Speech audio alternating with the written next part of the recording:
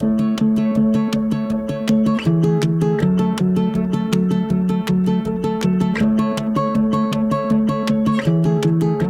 Cáceres Peñaranda, terapeuta ocupacional, magíster en gestión ambiental y salud ocupacional, especialista en salud ocupacional, auditora de sistemas integrados de gestión. José Ignacio Gamboa, profesional en diseño industrial, estudios de especialización en ergonomía. Bienvenidos a todos y todas a nuestra charla de ergonomía escolar. Bueno, para iniciar, vamos entonces a recordar que tenemos la ergonomía como una disciplina que estudia las características, necesidades, capacidades y habilidades de las personas y analiza todos esos aspectos que afectan el entorno artificial y están directamente relacionados con los actos y los gestos involucrados en todas las actividades que realiza la persona. Entendemos entonces la ergonomía desde esa interfaz entre las personas, los objetos, los lugares, el ambiente donde se desarrolla y esa actividad que se va a desarrollar. Cuando hablamos de ergonomía escolar, autores como Leck y Jacobs en el 2008 nos dicen que la ergonomía escolar se ve de dos ámbitos, desde la microergonomía, cuando nos miran o nos analizan todos los desajustes que puedan existir entre los muebles que utiliza el niño, las herramientas de trabajo que existan en esos centros educativos, esas características antropométricas que tienen los niños, las mochilas, los elementos que van a utilizar, y todo esto pues puede causarle alguna alteración en la condición de salud de los niños y los adolescentes. Y también nos dicen que desde la macroergonomía se ocupa de todo el estudio de esos entornos, planes de estudio, es decir, todos los proyectos educativos que tenga esa institución, todos los procesos a nivel de pedagogía que utilice esa institución como tal, están dentro de lo que podemos ver y tenemos que analizar dentro de la macroergonomía. Entonces, el alcance de la ergonomía se mira desde la macroergonomía y desde la microergonomía. Es muy importante ver todos estos procesos que incluyen la macroergonomía, que está el diseño organizacional, las instalaciones, los diseños de trabajo, todos los procesos, en este caso, los proyectos educativos, la misión institucional, porque todos los colegios cambian de acuerdo a esos procesos educativos que tengan, y eso siempre va a tener una influencia en el niño. Y a nivel de la microergonomía, en esa interfaz del hombre en relación con los elementos, como les decía ahora, pues vamos a ver, tener que analizar esas características de esas herramientas, de esos equipos como tal que el niño manipula o que el adolescente manipula, y también esos diseños, esas tareas, cómo son estructuradas, cómo han sido estructuradas para el niño como tal y las necesidades que él mismo tenga. Cuando hablamos entonces de esa ergonomía en el proceso escolar, vemos que la ergonomía física, cognitiva, organizacional, participativa, nos van a aportar a esos procesos de análisis que hacemos dentro de las instituciones escolares y dentro de los procesos que los niños necesitan para el aprendizaje como tal cuando están en todo el proceso escolar. Cuando hablamos de ergonomía física, entonces miramos todas esas características anatómicas, fisiológicas, antropométricas, biomecánicas que se relacionan con la actividad, y cómo entonces en los niños ahora vamos a ver en esta charla que tenemos unos requerimientos diferentes al adulto y posiblemente no siempre los tenemos en cuenta. Desde la ergonomía cognitiva, entonces, nos va a ayudar a analizar todos los procesos mentales, todo ese proceso de percepción, de memoria, que nos están relacionados con toda la interacción que nosotros tenemos con los elementos y con el sistema. Entonces, a nivel de la ergonomía cognitiva, ¿cómo podemos ver esos procesos de instrucción, esos procesos que se manejan en el colegio con los niños, si se hacen o no a las necesidades de los niños según su desarrollo, según su edad, pero también según sus intereses? ¿Cómo hacemos para captar esa atención de los niños para que no aparezca la fatiga por desinterés y que los niños estén respondiendo en la medida en que sus habilidades se lo permitan. Cuando hablamos entonces de la ergonomía organizacional, nos va a ayudar a mirar cómo son esos sistemas sociotécnicos, esa estructura organizacional, esos procesos, toda esa política institucional, que es muy importante porque de acuerdo a esas políticas institucionales, de acuerdo a esos sistemas que se tengan, van a facilitar o no los procesos del niño y el adolescente en el colegio. Ahí mismo también tenemos entonces acá la ergonomía participativa. ¿Cómo la ergonomía participativa, cuando la aplicamos en un contexto escolar, nos va a favorecer esa relación, esa participación, ese involucramiento ocupacional de las personas que participan en ese sistema? Y entonces aquí hablamos de los profesores, de las directivas, de los niños, de los padres de familia, cómo estas personas que participan en el sistema, especialmente el niño y el adolescente, que son como el centro de ese sistema, cómo deben acompañar el proceso, participar para influir sobre esos procesos y esos futuros resultados. Y ahí entonces hablamos de una participación real, de un aporte, y esto va a favorecer el mismo interés que el niño le ponga a esas actividades a nivel escolar. También el niño y el adolescente son los que nos van a reportar pues, las necesidades que tienen a nivel de ergonomía, cuáles son sus necesidades con relación a la silla que tienen, a la mesa, a su herramienta, pero ahora vamos a ver la importancia de la relación con el objeto y de que nosotros podamos educar y volver transversal este tema de la ergonomía en los colegios para que los niños desde muy pequeños conozcan, se eduquen en esa relación con los objetos, se aprendan a utilizar los objetos y aprendan a identificar entonces qué necesidades tienen, qué cambios se pueden hacer, cómo ellos mismos actúan e interactúan con esos objetos. Entonces, en este sistema debemos tener en cuenta el contexto, un contexto donde tenemos a la persona, tenemos todas las tareas que posiblemente pueda realizar la persona en este contexto, ¿sí? Tenemos que dentro de ese contexto pues van a haber muchos elementos con los que la persona va a interactuar para poder realizar sus tareas y sus actividades, y ahí está involucrado todo el contexto. Un contexto que es más cercano, está en un entorno cercano que está dentro de ese contexto, que es el entorno físico y el social, que es lo más cercano a, en este caso, al niño o al adolescente, son las relaciones con sus pares, las relaciones con sus padres, las relaciones con su mediador, con su profesor, que es una de las relaciones más importantes que tienen los niños, pues es como esa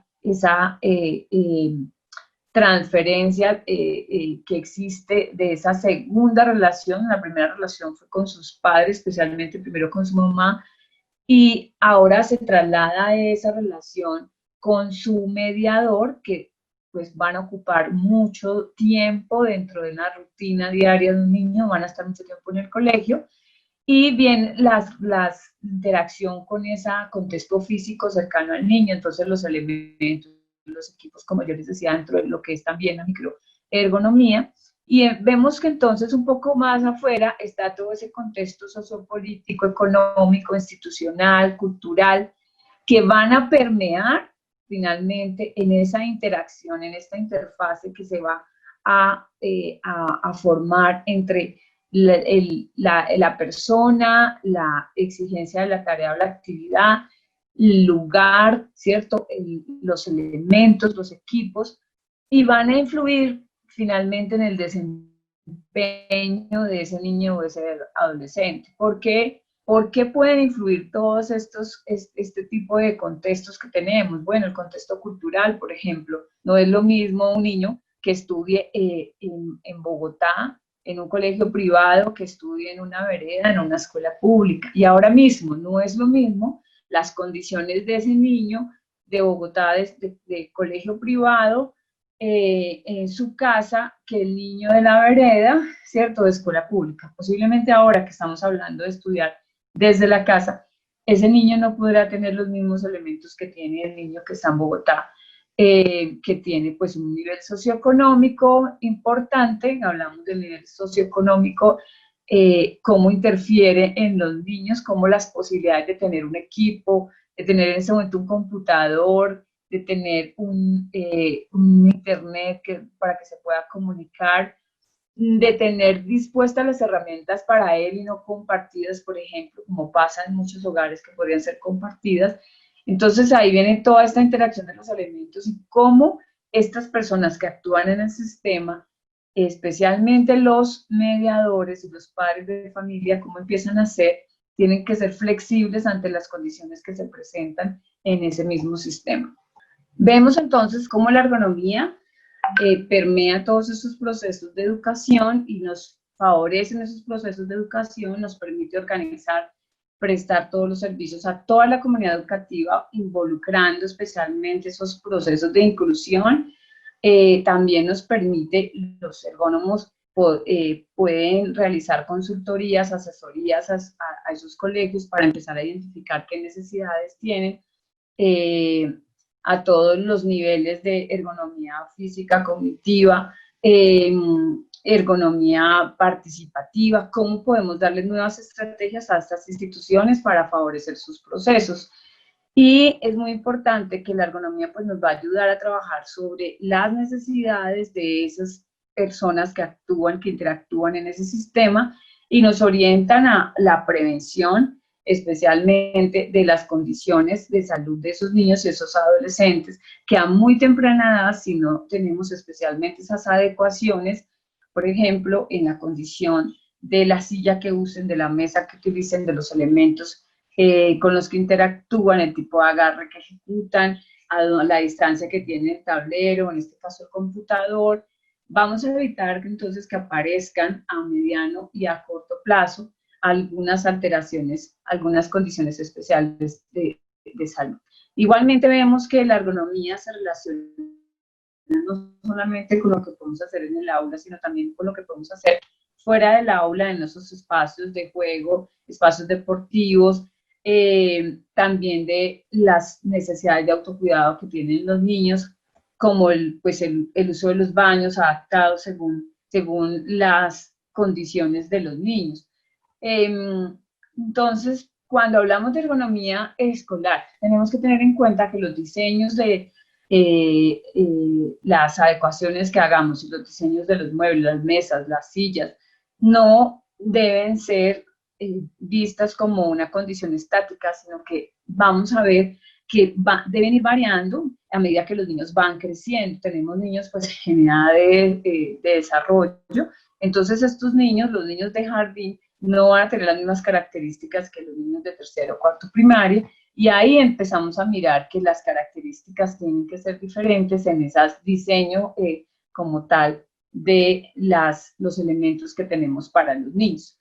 En eso entonces es importante comprender que los niños tienen unas habilidades, unas funciones que les permiten tener unas habilidades que van desarrollando a medida que ellos pues van creciendo, van adquiriendo nuevas habilidades a partir de esos procesos funcionales que tienen, van adquiriendo un desarrollo en toda la parte musculoesquelética que les va a permitir adoptar algunas posturas, hacer cambios de posición, y de acuerdo a cómo el niño se ha venido desarrollando, pues vamos a obtener unas posturas que les permitan estar relacionados con esos objetos, elementos con los que él interactúa.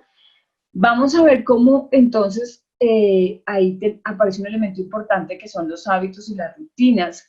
Cómo se le debe estructurar a esos niños dentro de toda su horario escolar y dentro de su diario vivir esos hábitos, cómo los niños interiorizan los hábitos, establecen unas rutinas y cómo los padres de familia y los profesores deben permitir pues que se instauren esos hábitos como tal para que los niños realmente puedan realizar diferentes actividades y puedan tener unas condiciones más organizadas y dar unas respuestas más adaptativas de acuerdo a las exigencias de esa actividad, de esa tarea y a los lugares, al ambiente donde se encuentran.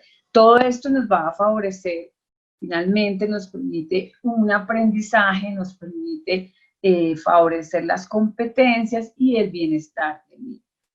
Posiblemente muchas de estas cosas las conocemos, pero lo que se ve es que no se asumen estas condiciones muchas veces con los niños. Ahora vamos a ver cómo los niños ahora en la casa los vemos que están en diferentes, sentados de diferentes maneras, utilizando diferentes elementos, y en realidad nosotros los papás hemos visto esto como algo común en los niños, que él se pueda sentar en el comedor como sea, como alcance, o que él pueda utilizar su escritorio, el del papá o el del hermano, sin tener en cuenta que tal vez estos niños desde muy temprana edad pueden empezar a exponerse a unas condiciones, especialmente pues desórdenes musculoesqueléticos o unas condiciones también de fatiga mental desde muy temprana edad.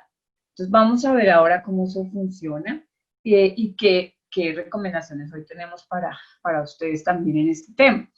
Cuando hablamos entonces de eso que nosotros estamos acostumbrados a ver en los niños que se relacionan con los objetos, ¿cómo podemos empezar a mirar que a partir de la ergonomía podemos educar mejor a los niños, como les decía ahora, con esa relación con los objetos? Dewey, hace muchos años, este autor en 1918 aconsejaba que se debería participar en la construcción y en el uso social de las cosas, entendiendo que los objetos no solo eran objetos inertes, sino que eran una oportunidad para fomentar iniciativa y autonomía en los niños. Es decir, que nosotros debemos empezar a relacionar a los niños con los objetos y que se le eduque sobre el uso de estos objetos, porque ahora vemos, por ejemplo, en las empresas que muchas veces los adultos desechamos la silla, la mesa, el computador, no sabemos utilizar un apoyo para la base del computador, no sabemos cómo se coloca el teclado auxiliar, desechamos la silla porque intentamos acomodar o graduar la base de la silla con la columna y no fuimos capaces, y ya no entendemos cómo funciona y simplemente lo utilizamos mal, nos está causando un daño, no lo percibimos o lo desechamos. ¿Cómo nosotros a estas nuevas generaciones empezamos a educarlos más a través de ese uso de los objetos para que no terminen en esa relación con el objeto, no terminen con una condición de salud, sino que realmente favorezca al niño y al adolescente y le otorgue un bienestar? Muchos objetos están hechos para eso, pero el problema es que no lo sabemos utilizar. Aquí también tenemos un problema no, tenemos una realidad, y es cómo aprenden los niños. Y aprenden por modelos, ¿cierto? Por lo que copian. La relación de los objetos está muy marcada por el uso social del objeto. Entonces, cómo los niños ven que el papá utiliza la silla, pues, y cómo se sienta él a trabajar, muy probablemente así lo va a hacer el niño. Cómo utiliza el tenedor, cómo hace el agarre, muy probablemente así también lo va a hacer, lo va a utilizar el niño. Entonces ahí, pues hay que tener mucho cuidado, porque, pues digamos que los adultos somos el ejemplo y ese modelo para los niños, estamos enseñando desde muy temprana edad. Si nosotros queremos que no aparezcan o que tengamos mejor bienestar cada vez en la comunidad, en los colectivos, pues debemos empezar a educar a los niños a través de la ergonomía desde muy temprano, que los niños realmente empiecen a ser exigentes frente a los elementos que utilizan, que se sientan cómodos y les guste sentirse cómodos. Pero ahora mismo tenemos un problema, porque los niños están utilizando, por ejemplo, jugando mucho tiempo en el computador, sentados en cualquier silla, con cualquier mesa. Lo importante es jugar, y no estamos como teniendo una influencia fuerte en cómo educamos a los niños en este momento, ¿cierto? Estamos esperando que sean adultos para decirles allá en el trabajo que posiblemente se van a enfermar. Y allá sí nos causa mucha impresión verlos, a los trabajadores en diferentes posturas o cómo colocan los brazos por encima de los hombros, pero resulta que ahora vamos a ver que los niños todo el tiempo están en esas posiciones, en esas posturas de nuestra casa. Entonces, en esa relación con el objeto, en educación en ergonomía básica o inicial en la escuela o fuera de ella, el aprendizaje elemental debe ser el uso pertinente de esos objetos y es un proceso intransferible, personal, pero siempre está marcado por la influencia social. Por eso mismo, entonces, los padres de familia y los profesores y las personas que están cercanas a esos niños y a esos adolescentes, especialmente los niños, son muy importantes en este sistema. Márquez y Rey, otros autores en el 2000 también consideran que el estudiante tiene una buena actitud ante las tareas y las condiciones son óptimas y de esta manera, cuando se cuenta con una adecuada ergonomía, pues se va a facilitar más ese interés del niño, esa satisfacción del niño, especialmente cuando tenemos niños con alguna condición de discapacidad. Obviamente, si ese niño que tiene alguna condición de discapacidad no tiene las condiciones que necesita, no tiene los elementos que necesita, pues va a venir unos procesos de exclusión y no estamos haciendo ningún proceso de integración, sino que estamos dejando de lado a ese niño que posiblemente pierda la motivación por ir a estudiar, pero eso no le pasa solo a los niños con discapacidad, le pasa a muchos de nuestros niños, especialmente ahora que están estudiando desde la casa. ¿Cómo hacemos para adaptar los espacios y los lugares donde ellos están y que no pierdan la motivación y que no aparezca la famosa fatiga por desinterés que algunos autores la han llamado así, que aparece en los niños? Bueno, aquí ya estamos hablando entonces de la ergonomía, de ese mismo proceso de ergonomía escolar en casa, como les estaba contando. ¿Cómo empezamos a ver que ese niño también en casa tiene un sistema? ¿Sí? Un sistema pues que está conformado por varios elementos para realizar sus tareas, hacer sus actividades, y están sus padres, están sus pares, sus hermanos, cómo ese entorno social va a interferir, puede facilitar o puede convertirse en una barrera para el niño, o esas condiciones que vemos acá, por ejemplo, esa silla, esta mesa, el computador, cómo lo utiliza, cómo el niño está sentado, los elementos que tiene alrededor. Todo esto hace parte del sistema que tiene el niño. Ahora vamos a ver entonces cómo podemos empezar a analizar ese sistema que está, donde está interactuando el niño y cómo podemos hacer ciertas adecuaciones para que se facilite ese proceso de aprendizaje del niño. Y es lo que la ergonomía nos va a permitir. Entonces, también aquí es importante un concepto cuando hablamos de la ergonomía escolar. Resulta que es que los niños están en ese sistema y están recibiendo muchos estímulos. Dependiendo de cómo reciben esos estímulos, van a ser las respuestas del niño. Entonces podemos tener unos niños que posiblemente necesiten más estímulos, por ejemplo, que para dar una respuesta adaptativa a alguna actividad. Entonces vemos los niños, por ejemplo, que cuando ellos van a interactuar con otros niños, golpean, empujan, son bruscos, necesariamente cuando se van a desplazar tienen que correr o brincar. No lo hacen voluntariamente, no es porque lo quieran hacer. Esto también tiene que ver con un proceso de integración sensorial.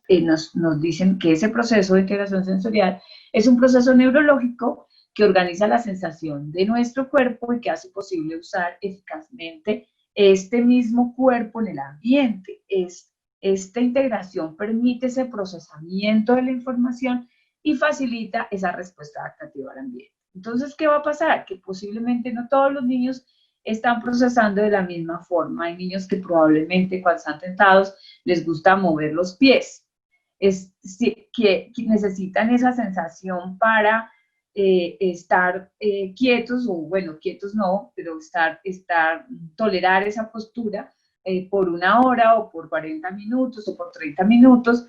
Entonces, ¿cómo nosotros empezamos a comprender que ese niño que corre, que brinca, que salta, posiblemente tiene un procesamiento sensorial diferente y podemos adaptar algunas condiciones al entorno de ese niño, a ese entorno físico donde el niño se encuentra realizando sus tareas. Puede ser en la casa o puede ser en el aula de clase. Entonces, por ejemplo, acá vemos que está el niño en su pupitre y le han adaptado como una tira, pues que es como si fuera un lazo donde él puede apoyar los pies, pero al mismo tiempo puede tener un pequeño movimiento, ¿sí?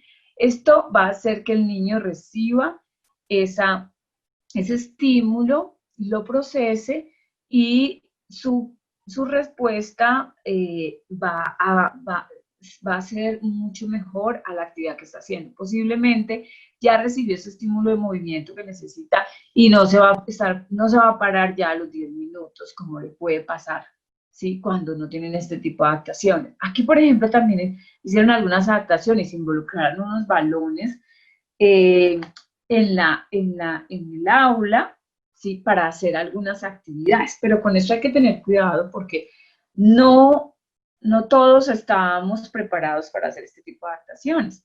Es necesario conocer a los niños, es necesario conocer esas características de los niños, saber cómo es su procesamiento sensorial, si son mucho más propioceptivos, si son más hacia el movimiento, necesitan mayor estímulo de balanceo, vestibulario. Entonces, por eso es importante el terapeuta ocupacional en el aula que ayude a hacer este tipo de acompañamientos, porque además también cuando tenemos este tipo de adaptaciones en el aula, tenemos que entender que hay unos elementos que se utilizan para el juego y otros que están ligados a ese proceso, digamos, de la tarea en el aula como tal. Entonces, en ese momento los balones no están siendo usados para jugar, están siendo usados como apoyo, que cuando el niño se sienta, se puede balancear, está recibiendo un estímulo que le está permitiendo estar un poco más de tiempo ahí en esa mesa interactuando con esos elementos.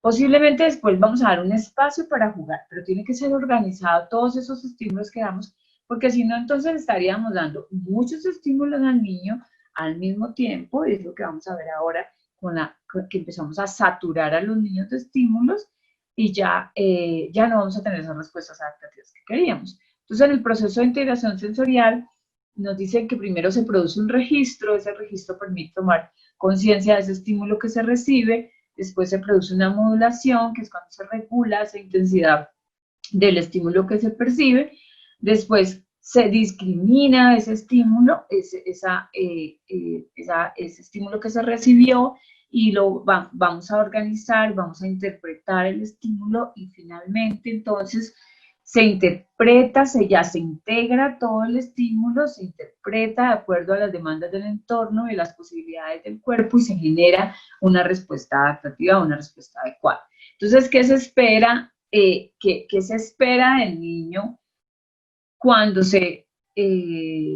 no sé, cuando está en una mecedora? Se espera que se mesa, ¿sí? A una velocidad moderada y no que el niño llegue y quiera destruir la mecedora, hacerlo muy rápido y sentir mucha velocidad hasta que ya prácticamente ya podría hasta caerse o se daña el mecedor. Entonces se espera que el niño sepa utilizar los elementos, sepa procesar esa información que recibe, esos estímulos, y pueda entonces a partir de esas respuestas adaptativas, pues compartir con pares, estar en un aula de clase, interactuar con otros niños, y no que sea el niño que siempre esté entonces molestando a otros niños o alterando la actividad de otros niños. Esto pasa mucho con los niños que tienen mucha inquietud motriz. De base tienen una dificultad de procesamiento sensorial. Entonces, bueno, aquí también les quería decir, les estaba hablando de que no hay que saturar a los niños de estímulos. La estimulación sensorial precisamente es ya cuando le otorgamos estímulos a los niños para, digamos, para activarlos, ¿sí? Entonces, a nivel auditivo, visual, a nivel vestibular, a nivel perceptivo. Entonces, a los bebés les otorgamos ciertos estímulos y ellos van dando ciertas respuestas. Pero ¿qué pasa cuando nosotros tenemos un aula de clase, por ejemplo, y lo llenamos de muchos estímulos, de carteleras, de colores, de alarmas, de muñecos que suenan? Entonces queremos que el niño capte la atención de la persona que le está dando la instrucción, pero al mismo tiempo le estamos otorgando muchos estímulos, y si ese niño le cuesta trabajo, tiene dificultades para autocontrolar su cuerpo y para fijar su atención, pues esto no va a ayudar, ¿sí? Entonces hay que tener cuidado. Y lo mismo va a pasar en la casa. Si nosotros en la casa tenemos esos escritorios al niño, ¿cómo los estamos organizando? ¿Les estamos colocando todo al niño al mismo tiempo para que no se mueva? A veces hacemos esas cosas en casa. He visto casos, sí, de niños, entonces le ponen, y ahora vamos a ver algunas fotos, le ponen las témperas, le ponen los colores, le ponen las tijeras, le ponen el muñequito por si se aburre, le ponen la libreta, las calcomanías. Entonces, claro, cuando el niño está prestando atención, ¿qué prefiere el niño? Poner atención a la clase por el computador, y esta clase que es medio aburrida porque además no puede interactuar con sus amiguitos, no lo puede tocar, no lo puede empujar, de repente no se puede reír de algún movimiento que hagan. Entonces, ¿qué prefiere? Pues prefiere ponerse a colorear o a jugar con las calcomanías, porque además lo mantiene más activo, y la relación con esos objetos es más conocida, por ejemplo, para niños de 6 años, 7 años, que con el computador para estudiar, ¿sí? El computador tal vez es muy amigo para los juegos, pero no donde le estén exigiendo una atención, le estén exigiendo una tarea y una respuesta, ya va a cambiar el proceso. Entonces es muy importante tener en cuenta esto cuando estamos en la casa también, y cuando ahora que estamos organizando o que tenemos todavía organizados esos lugares de trabajo para los niños, de trabajo escolar. En ergonomía también vemos pues que en las aulas de clase, como les digo, podemos tener diferentes adaptaciones como las que ven acá, para que los niños cambien de postura. También, como les decía, hay que evaluar quién lo necesita. Aquí, por ejemplo, estamos viendo que involucraron una silla que es silla bicicleta y mesa integrada, como las que tienen estos niños acá, pero no lo tienen todos los niños, ¿sí?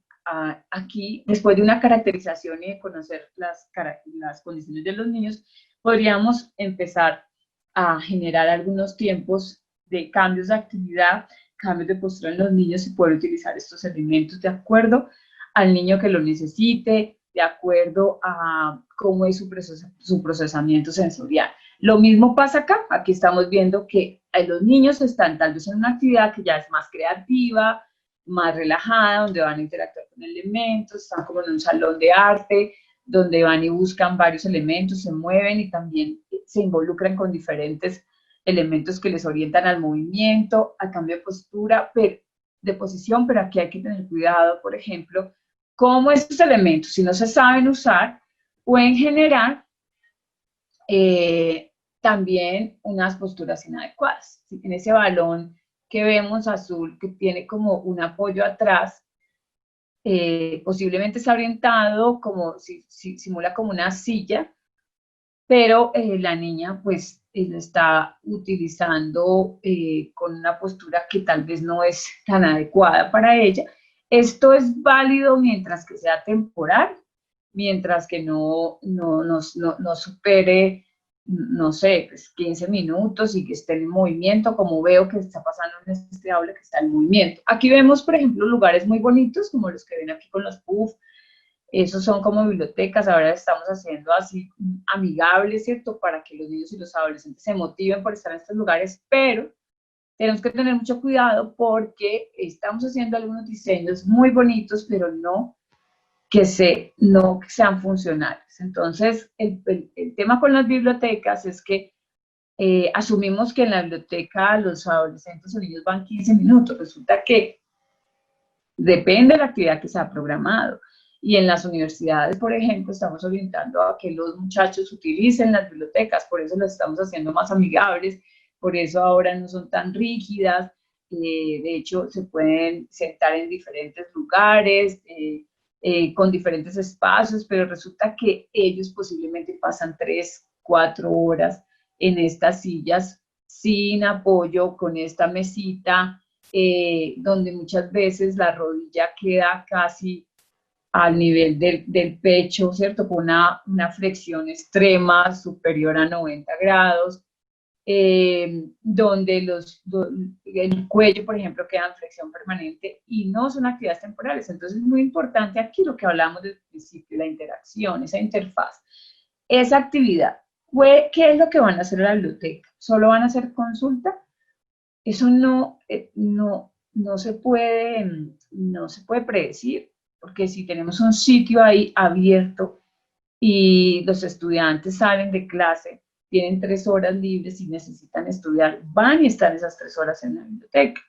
Entonces, es muy importante generar todos los espacios para hacer tareas escolares por tiempo mayores y a 1 hora, pero unos tiempos que realmente sean productivos y tareas, mirar qué elementos sirven para tareas que sean muy cortas, como simplemente una consulta y salir.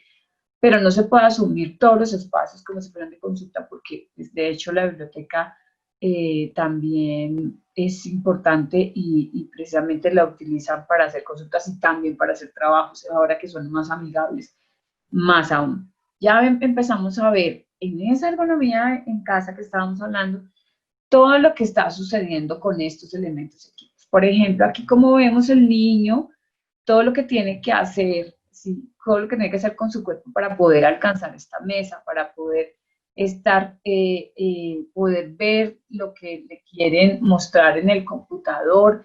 Vemos acá que permanece esta flexión de 90 grados a nivel de hombro, ese brazo está arriba. Nosotros cuando vemos estas condiciones en un trabajador decimos, no, está trabajando en contra de la gravedad, este hombro está permanentemente a 90 grados, esto le puede producir algún tipo de desorden musculoesquelético, vamos a adaptarle el puesto. Pero vemos a los niños y resulta que no nos parece como que está bien, ellos pueden hacer lo que sea y en ellos es temporal, resulta que no. Ahora tenemos actividades que están ellos permaneciendo 4 horas, 3 horas seguidas, tal vez con descansos, importantísimo los tiempos de descanso para estos niños, que los colegios lo tengan en cuenta, el exceso y el abuso de las tareas no está bien para los niños.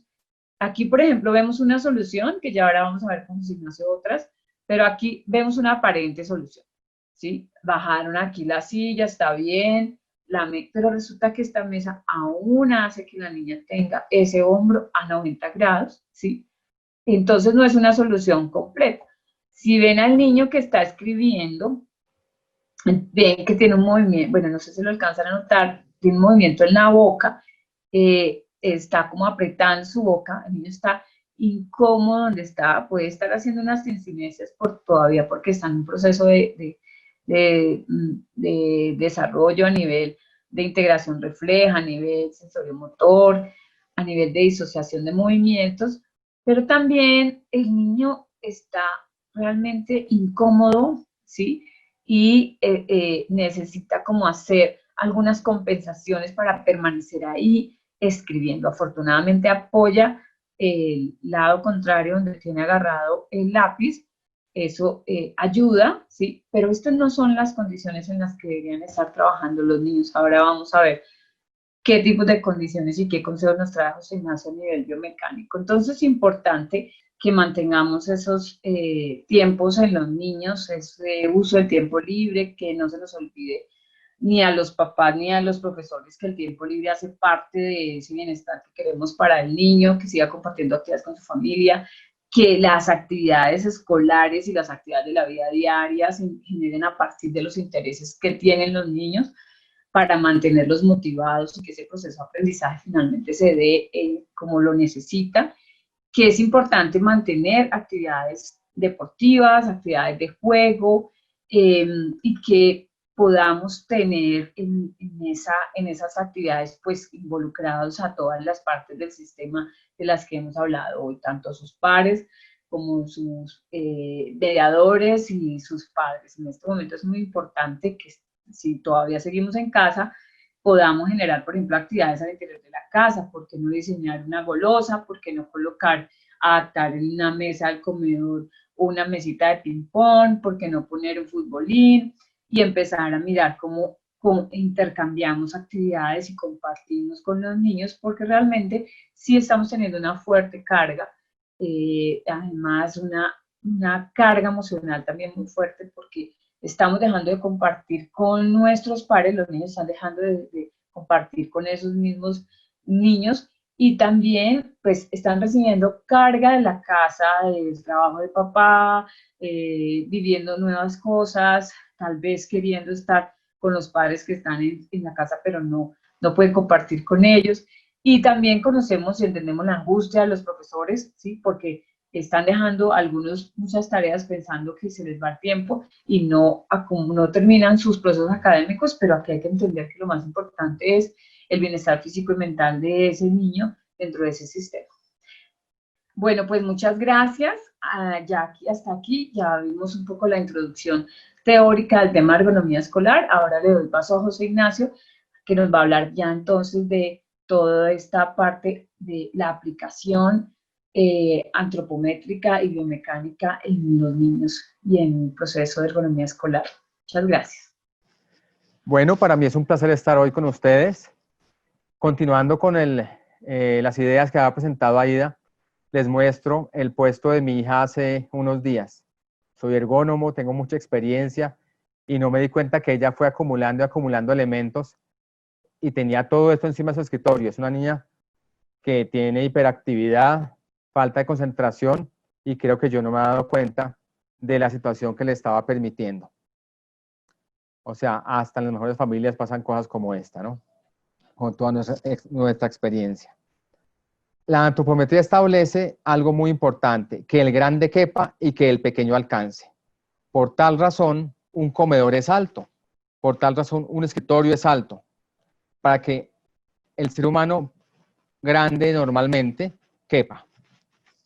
Por eso a un niño le quedaría en esta condición, como vemos, un poco hasta graciosa. Parece en el planeta de los gigantes. El computador, la mesa, la silla, todo le queda gigante. Bueno, quisiera resaltar acá unos detalles con un poquito de historia. En la imagen izquierda ustedes ven una antigua mesa de máquina de escribir que era más bajita, porque antes sí nos esmerábamos por darle una altura correcta a este equipo de trabajo. A la derecha vemos una mesa estándar de escritorio para escribir y a la derecha vemos un comedor. Entonces, en la izquierda veríamos una mesa de 65 centímetros. Para escribir veríamos una mesa de 73 centímetros y para comer una mesa de 80 centímetros. En este caso, digamos que todo es correcto. Pero cuando aparece el computador, casualmente, las mesas se unifican entre la de máquina y el escritorio y para digitar nos queda alto. Ahí es donde comienzan los problemas. Bueno, acá vemos las normas técnicas que ahora aglutinan la información necesaria para que las diferentes profesionales que trabajan asesorando a empresas y personas puedan tener la información necesaria para tomar decisiones y recomendar lo que sea más adecuado para cada caso. La norma ISO, la norma BIFMA, una excelente guía técnica que explica cómo se trabaja frente al computador, la norma referente en Colombia NTC 5831 y como complemento la norma NTC 4641 de mobiliario escolar. En esta norma norteamericana guía técnica se presentan las posturas estándar naturales que adopta un ser humano. A la izquierda, una postura reclinada. En el centro, la famosa postura 90 grados, donde trabajamos frente al computador. Y acá adelante, una postura que ha sido muy criticada. Dice, está mal sentado. Pero muchos seres humanos la utilizamos, por algo será, porque nos sentimos de pronto no tan incómodos, porque estamos cómodos para hacer el trabajo o la actividad que estamos realizando. Y bueno, evidentemente la postura de pie. Pero encontramos entonces posturas como esta. A esta niña seguramente ya no tuvo que vivir el confinamiento que ahora vivimos, pero en casa nadie le enseñó y en el colegio nadie le dice. Pero es que si vemos la postura de ella, no es la única persona que está en esa postura. Los demás compañeros están todos inclinados sobre la mesa.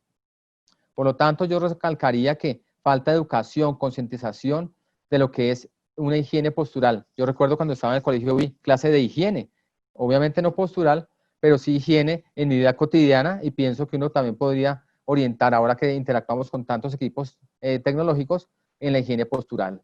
Bueno, pues en casa encontramos que los seres humanos pues no somos bobos, tenemos ciertas iniciativas, y ante este niño que debe trabajar en este comedor, pues el papá dice, por lo menos le pongo un apoyo para los pies.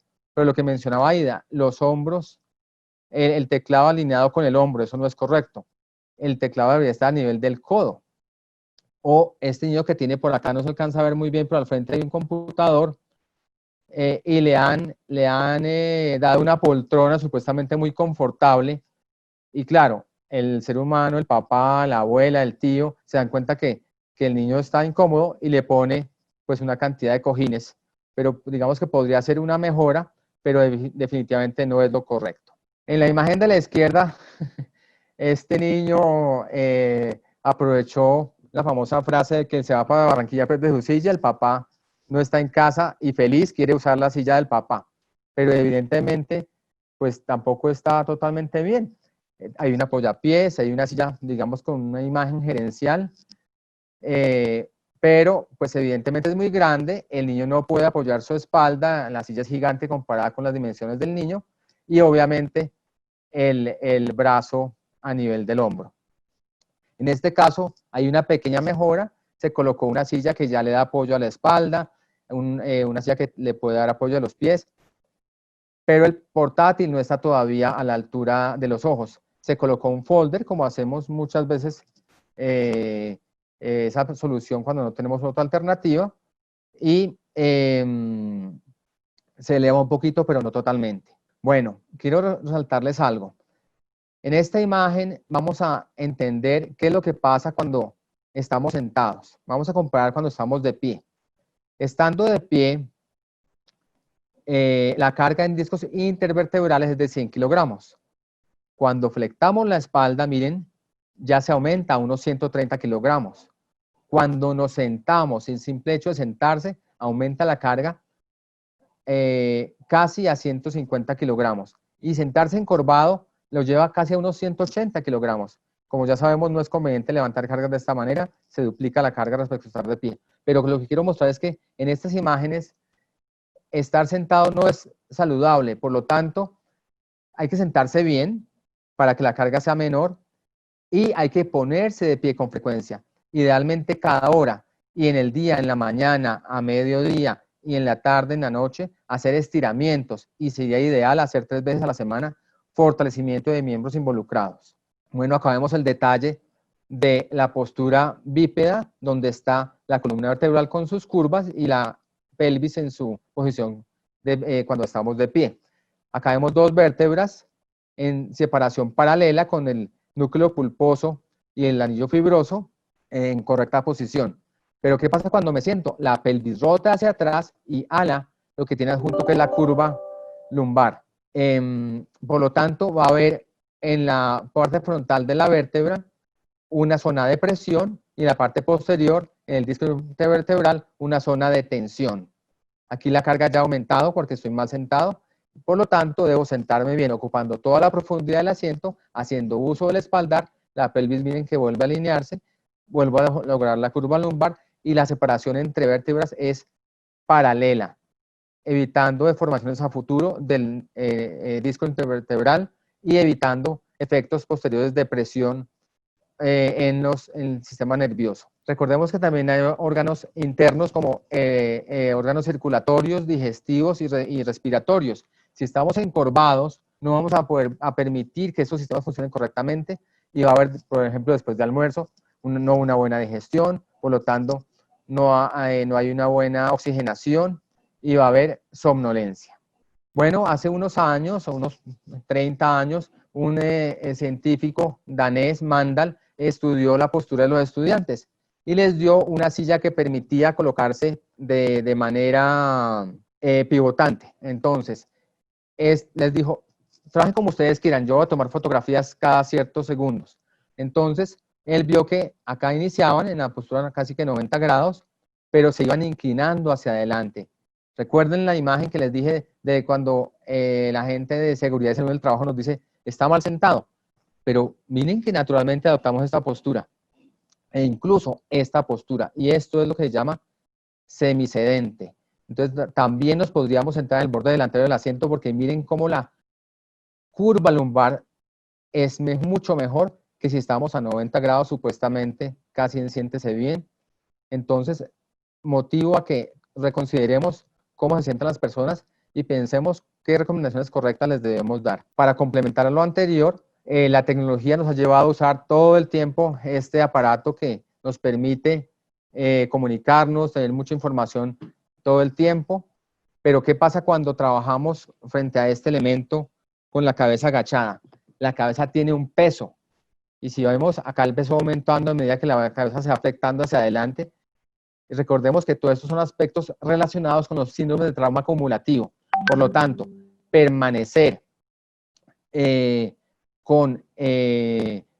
mirando hacia abajo un celular no es correcto. Es preferible apoyar los codos frente al tórax, darle un apoyo a los antebrazos y poder leer de frente. Simples tips que nos pueden ayudar a futuro a una mejor salud para nuestra espalda, en este caso para la espalda cervical. Hay unas dimensiones muy importantes que es bueno tener en cuenta, importante tener en cuenta. La altura del asiento es una dimensión supremamente valiosa, porque si tengo el rango suficiente para ajustar la altura del asiento, puedo nivelar correctamente el codo con la mesa y va a haber una relación directa de la altura de la pantalla con mis ojos. Entonces, el simple rango correcto de altura del asiento tiene dos efectos. Además, recordemos el espacio bajo la mesa en relación con la altura de los muslos. Prefiramos mesas delgadas de máximo 3 centímetros, incluso se consiguen de 2,5. No cajones debajo, no la escritorio antiguo del abuelo, no nos sirven porque no ingresamos correctamente. El espacio bajo la mesa es importante porque tenemos que darle espacio a la profundidad nalga-rodilla y a la profundidad o longitud de los pies. Entonces son aspectos importantes que debemos tener en cuenta cuando recomendamos o hacemos recomendaciones a nuestros clientes, sean empresas o trabajadores. Bueno, muchos de ustedes habrán visto este video de una importante empresa europea de telefonía que me parece supremamente claro, pero quiero explicarlo.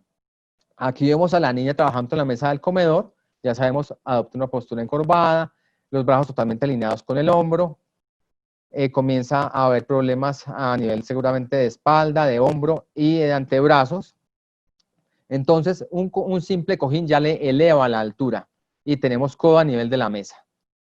Siguiente aspecto, un niño pequeño debe tener también apoyo para los pies y no permanecer todo el tiempo en esta actividad. Sabemos que las clases, pues por lo menos por mi hija, son máximo de 40 minutos, ideal que tenga el espacio para ir a hacer otra actividad. Acá les mostramos montando bicicleta, pero simplemente puede ir a caminar, a hacer otra actividad que no sea estar sentada todo el tiempo, como nos pasa a los adultos que permanecemos 8, 10 o 12 horas. Me ha pasado últimamente a mí por la gran exigencia que me exige ahora dedicar el tiempo.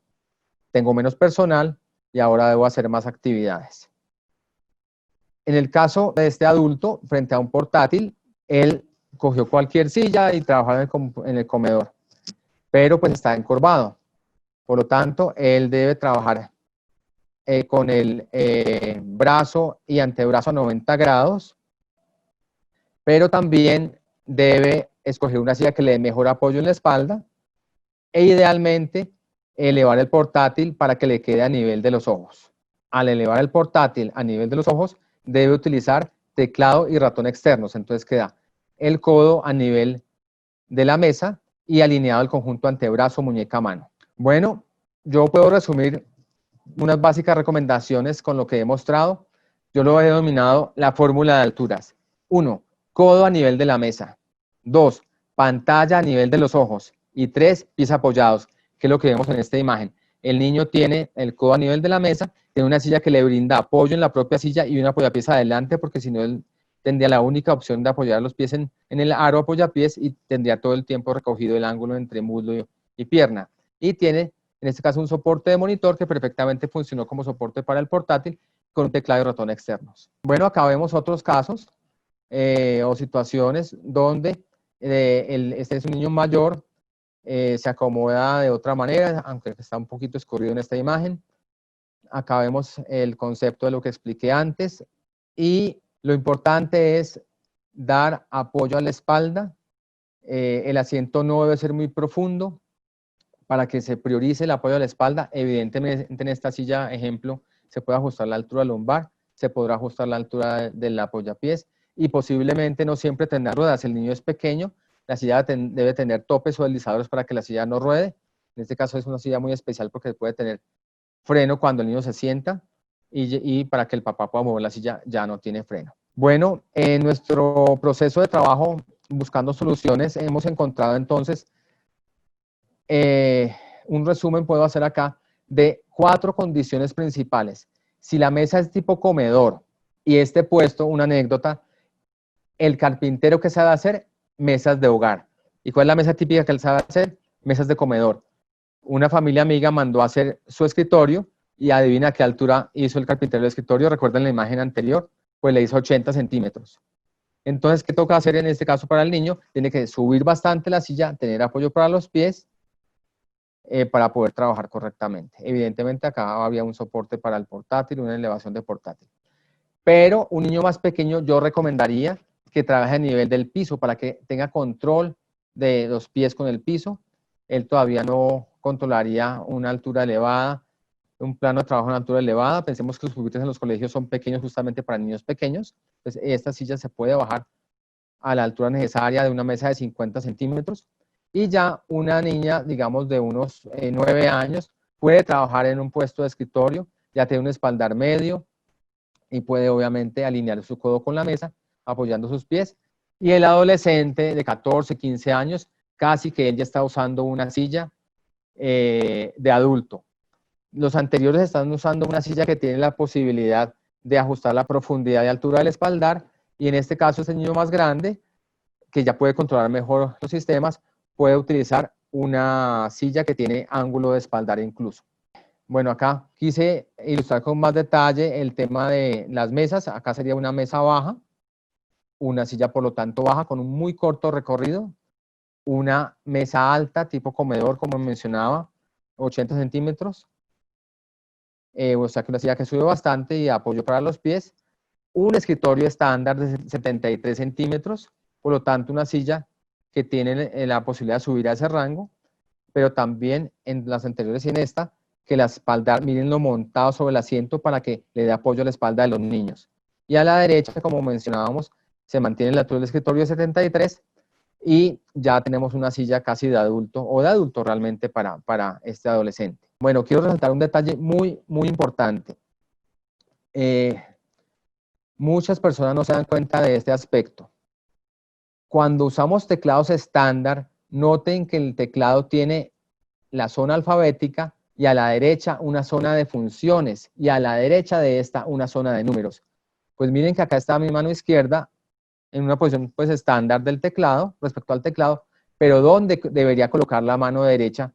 Afuera del teclado. Por lo tanto hay una abducción del miembro superior derecho, en este caso que soy diestro, lo cual no es correcto. Acá mostramos la imagen de la niña y acá justamente lo que le toca hacer con un teclado estándar. Entonces yo recomiendo para trabajar frente al computador usar teclados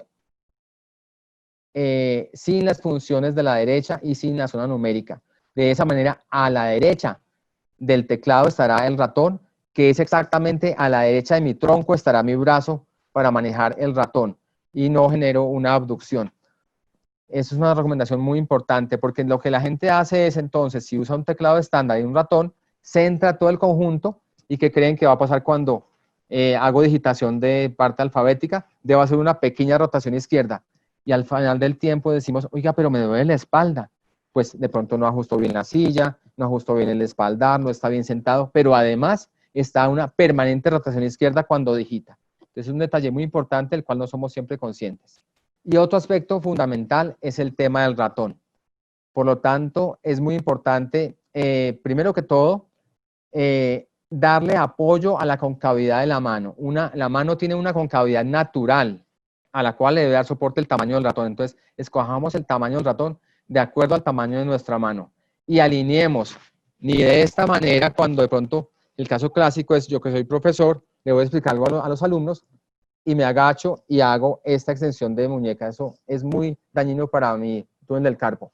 O cuando tengo la silla bajita, estoy colgando y hay presión en mi antebrazo. Tampoco esto me va a ayudar. Entonces, alinear el conjunto antebrazo, muñeca, mano. Acá no lo ilustro, pero sugiero, miren mi mano, en el índice es más alto que en mi dedo meñique. Por lo tanto, los ratones asimétricos me van a dar un mejor soporte. Ahora incluso aparecen los ratones verticales que también dan una postura más alineada. No todos nos acostumbramos, yo no me puedo acostumbrar, pero yo sí he usado muy bien los ratones asimétricos.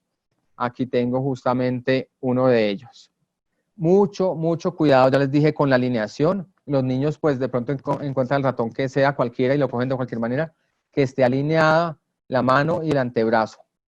Pero también un ratón al tamaño de la mano de ese niño. El niño ahora va a estar usando un ratón desde los 4, 5 años, pues debe tener ahí sí un ratón pequeño. A los adultos no se les recomienda ratones pequeños. ¿Por qué? ¿Por qué lo digo? Porque en los morrales echamos un ratón viajero que nos exige hacer pinza, por favor, hacer pinza, y además hacer doble que es totalmente contraindicado para un adulto. El niño sí usará un ratón pequeño porque está al tamaño de su mano. Bueno, hay un aspecto también complementario, pero muy importante, y es el tema de la iluminación. La iluminación debe entrar por la izquierda si soy diestro para que no me haga sombra con mi propia mano. Miren, acá hay un teclado complementario que no tiene la zona numérica ni de funciones. Por favor, en la imagen inferior, no trabajar frente a las ventanas, porque la pupila trata de cerrarse para evitar ingreso de luz por la ventana y trata de abrirse para leer la información de la pantalla. Eso va a generar fatiga visual. La pantalla debe estar perpendicular a la ventana para evitar deslumbramiento. Y acá justamente muestro el puesto de mi hija, ya limpio, solamente con los elementos básicos. El abaco es fundamental a ella por ahora porque aunque tiene una edad avanzada me di cuenta que hay que apoyarla bastante con las sumas. Pero miren, la luz está entrando por el lado izquierdo. Ahora que está tan de moda el tema de bombillos ahorradores, puede que haya luz blanca cenital, o sea, en el techo, pero la luz particular de esta lámpara es amarilla, es luz cálida. Y un detalle, el teléfono está a su izquierda.